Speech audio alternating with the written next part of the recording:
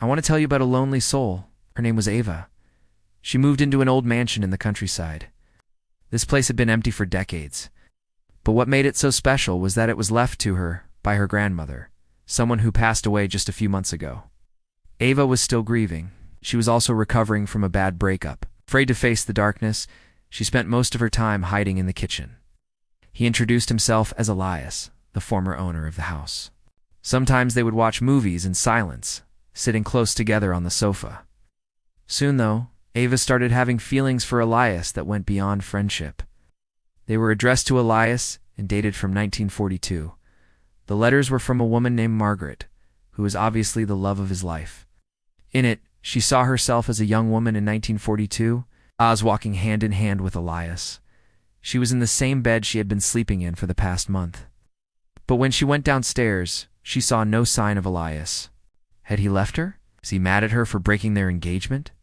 Hurt and confused, she walked into the attic, where she found those same letters.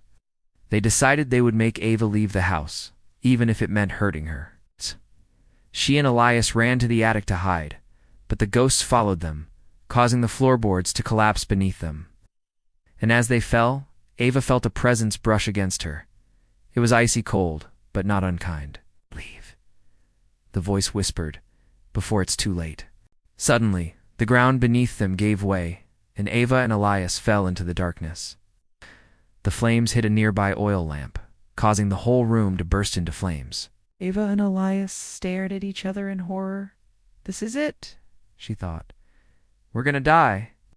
Back in the living room, she grabbed Elias's hand and felt a jolt run through her body. She looked up at him and saw his form start to fade. "Don't leave me," she cried out, but he was already gone. The ghosts cheered, believing they'd finally be free. But they hadn't counted on Elias. In his final moments, he used every ounce of strength he had to push her away from the house and save her life. All she had left of him was the blue ribbon and the locket he had given her. Taking them downstairs, she sat on the sofa and began reading them, which is when Elias appeared and explained everything. She wrote about her experiences in the house and about the ghost who loved her. The book became a bestseller and was later adapted into a movie. On its release night, Ava stood in front of the cameras, her heart heavy with sadness. Not yet. When she looked into the mirror, she saw a smile on her face. Tears streamed down her cheeks, but it didn't matter. For in that moment, she felt Elias's presence beside her. She could feel him watching over her, and she knew that he was finally at peace. Their eyes glowed red and their hands outstretched, reaching for her. Then the bravest ghost stepped forward. "Leave this house now, Margaret," he commanded. "If you stay, we will make sure you never leave, whether you want to or not." With that, they lunged at her. When they reached the altar, she paused, unsure if she was making the right decision. "Elias, you have no power here," he hissed. They pulled him closer, trying to drain the life from him. Ava screamed out, reaching for Elias, but he was too far away. But Ava refused. "No, I'm not leaving you," she cried out. Elias smiled sadly. "I know you're not," he said. "And that's why I'll always be with you." Then he pushed her towards the attic stairs. "Please," he begged. "I love you, Margaret." And those 3 words held all the love, all the longing, and all the pain he had endured for the past 82 years. All she could do was watch as the ghosts' faces twisted into wicked grins. Step aside and let her go. But Elias wouldn't budge. "I won't allow you to hurt her," he said. The ghost sneered. "So be it," he growled. "But don't blame us when you become one of us." Then they all lunged at Elias. She was given a chance at a new life because their souls are linked. She was brought back to the house in hopes that she and Elias could finally get there happily ever after. But sadly, their time together might be limited. Just then, a cloaked figure approached her and whispered something in her ear. She turned back to Elias and called off the wedding. The figure then handed her a vial filled with a glowing liquid and instructed her to drink it. Afterwards, he took her to the attic and locked her inside the house. One letter in particular stood out. It was the last one. And in it, Margaret told Elias she couldn't wait to marry him, but the next day, she simply vanished. Elias never saw her again. When they sensed Ava and Elias growing closer, they weren't happy about it. See, they were once people who lived in the house, soldiers stationed here during World War II, But when their commanding officer came to check up on them, he killed them all in a fit of rage.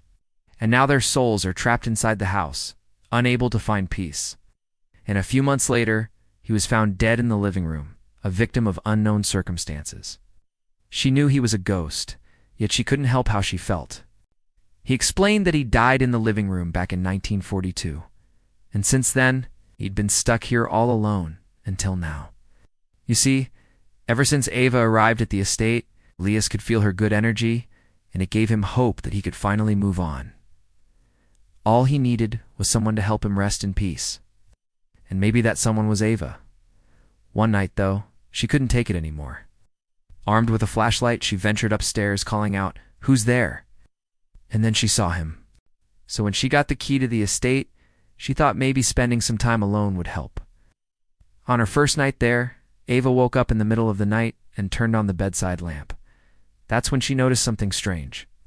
The mirror across the room had fogged up, and on it was written, "Do not be afraid."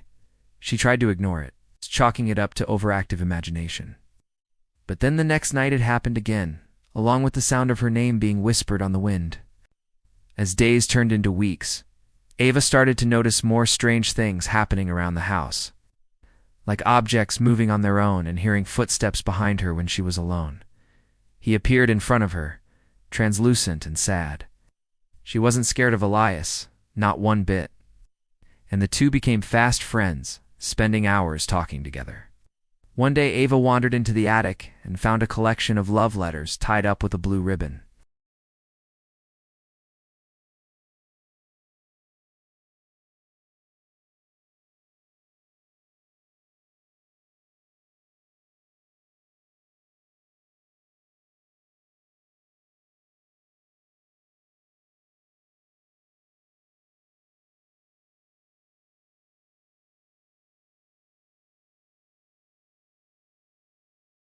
They landed safely in a pile of old suitcases.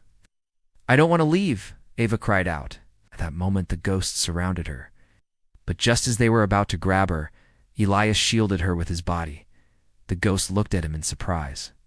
In an instant, the ghost's hands were wrapped around him. Then suddenly, the ghost holding the lantern stumbled backwards, dropping it. With a surge of strength, he pushed Ava out of the attic door and into the safety of the hallway. "Go," he whispered. "Save yourself."